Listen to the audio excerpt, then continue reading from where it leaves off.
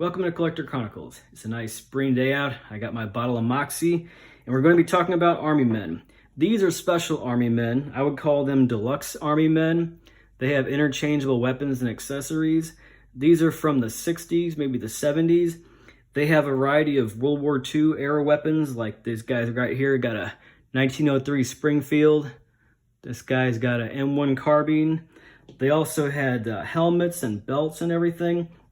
A few of the belts, there's different styles, like this one right here. It goes through it like a tab and a little thing there. This one right here, it was pretty hard to put on actually. I had a heck of a time when I was little trying to fold these together and then snap them through there and then have it stay. These ones right here are probably the most easy to put on the guys.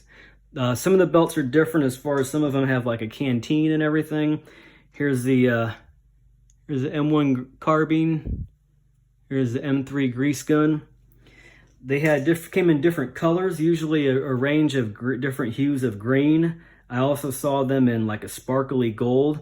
These right here, the earlier ones, some of them might have been police or firemen if they had like police or fireman weapons. The red ones probably came with like a fire truck or something. Some of the brown ones could have been for like cowboy and Indians. See this guy here? Or it could just be military. These guys right here have like jumpsuits on, like they're mechanic coveralls. A lot of these poses, the top ones, aren't really good for much of anything. These right here, the guy can hold a weapon, but none of the poses are actually firing a weapon.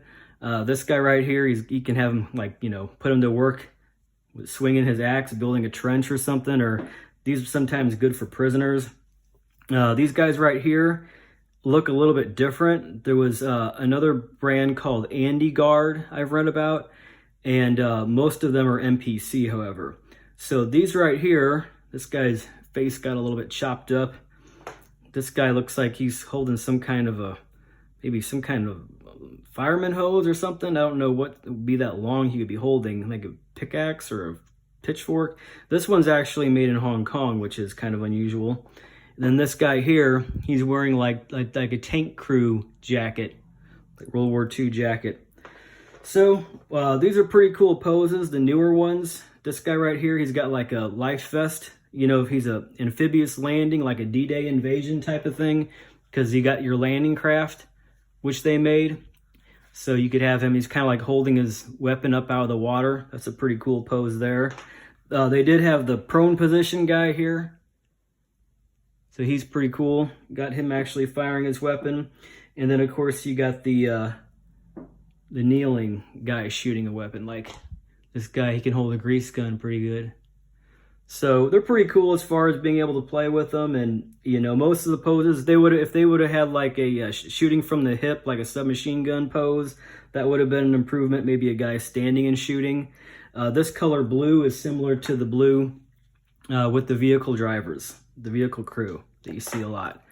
So these two guys here, they're out on patrol, and I gave them a grease gun in case they run into trouble, get out of a jam really quick. This is the earlier style vehicle crew.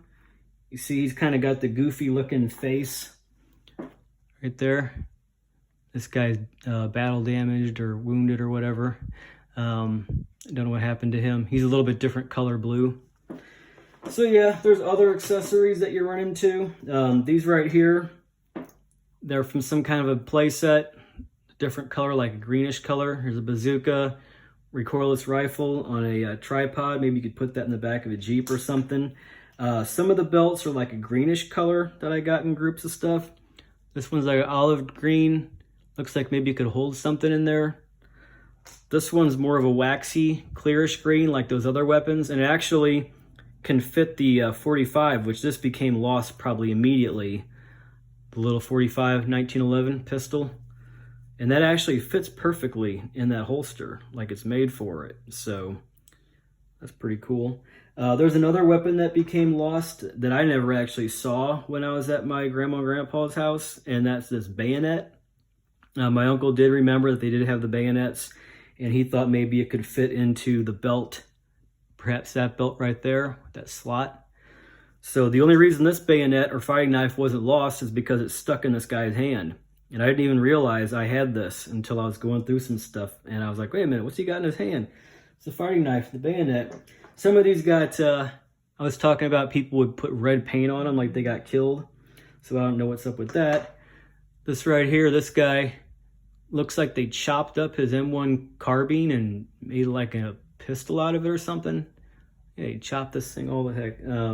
This guy right here would have probably been some kind of cowboy dude with like a pitchfork. These weapons right here, this bazooka, this might have been marked for some kind of a Marks playset. This right here, Tommy gun.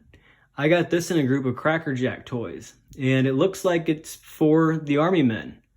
But it's like a Chicago gangster style with the drum and the assault grip. The U.S. Army style, they usually have the straight magazine and like a different grip on the front. So yeah, some of them, they came out of the mold pretty good. Some of them, they got a lot of flashing on them like that. Here's another pretty cool accessory. This is like a gold sparkly, like a World War I Spandau or Maxim water-cooled machine gun. I mean, it fits on this missile launcher thing, and it's the same color. The World War I tripods, a lot of them look kind of like this. So I don't know if this is what it goes to or not. It did have this ammo can that actually can fit in there, but it's broken. You see where the belt was longer, and that could have fit through there. That's actually pretty cool. I think that's about everything. Oh yeah, I wanted to show you this. My mom recently found a picture. I can't find the actual picture, so I got it on my computer here. This is me back when I was a little kid. My uncle, this is at my grandma and grandpa's house. I talked about the living room. That's the living room. They had this really short carpet, and it was good to play Army men. And then Grandpa would be watching the ball game, and there's a couch that I slept on many nights. And my uncle worked at a metal fabricator, and in his spare time, he made these forts for us out of sheet metal, like with the sheet metal break. So yeah, there's I got Rommel up there on the podium, and I got guys shooting over the parapets. So yeah, I was maybe, this would have been before the flood of 93, so I was probably like 11, maybe 12. Maybe, I don't think I was 10. I think I was like 11 or 12. So yeah, there was little old me back in the early days of Army men, and everything just kind of comes full circle. So that's our Army Men Deluxe video. Leave any comments or suggestions. Find me on Instagram and follow me there. I take lots of still pictures that are really good quality over on Instagram. And thanks for watching.